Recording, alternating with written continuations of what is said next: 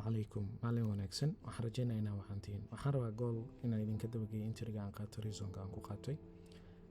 marka aad joogto 15 minute kaliya ka analyze gareeyay ilaa 1 hour hadaa fiiriso 1 hour almost suuqa gabi ahaan waxa uu ahaa downtrend especially markii failure swing kan laga imaado kadib inta markii hagan lagu guuldareystay in la qaado down soo ahaa sidoo kale BDR inta waxa ku yaalay over value gap aan soo mitigate gareeyay ka hor inta aan qaadin intriga marka waxaan rabaa inaan idin la wadaago tusaale ahaan 15 minute-ka waxaan ka isticmaalay order block aan bartaan yaalo hadaa aragtaan kan order block uu yahay isaga calaamaystay sababta order block uu igu noqdana wuxuu sameeyay sweep liquidity oo bartaan haygaana la ii qaaday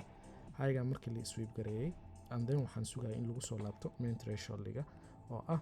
50% ama equilibrium-ka order block aan iyo calaamaysan oo bartaan ii yaalo waa lagu soo laabtay bartaas entry ka soo qaata hadii aad aragtaan TikTok-gayga ku xirantiin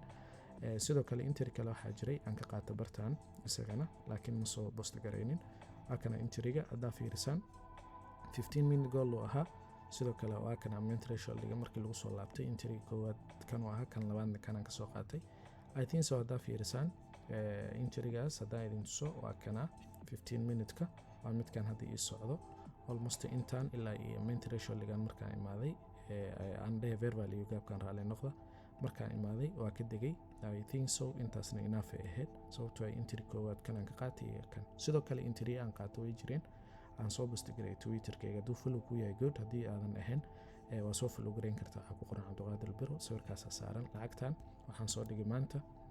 I think so dhowr saacadood ka hor hadaa fiirisan 12 daqiiqo oo waxaan soo target gareynayay liquidity-gan GBP JPY ahead haday aad fiirisan almost liquidity GBP JPY waa ay qaaday at least bartaasna waxa waay hadii aad rabtaan inaad ka faa'iideysataan postiyada aan soo sameeyo follow soo dheh soo booqo Twitter postigayga oo bartaan aan soo dhigo mararka qaar sidoo kale gool iyo ID-yada iyo crypto wixii la saabsan aan soo dhiga marka soo follow gareeyada oo mahadsantiin. Assalamu alaykum wa rahmatullahi wa barakatuh.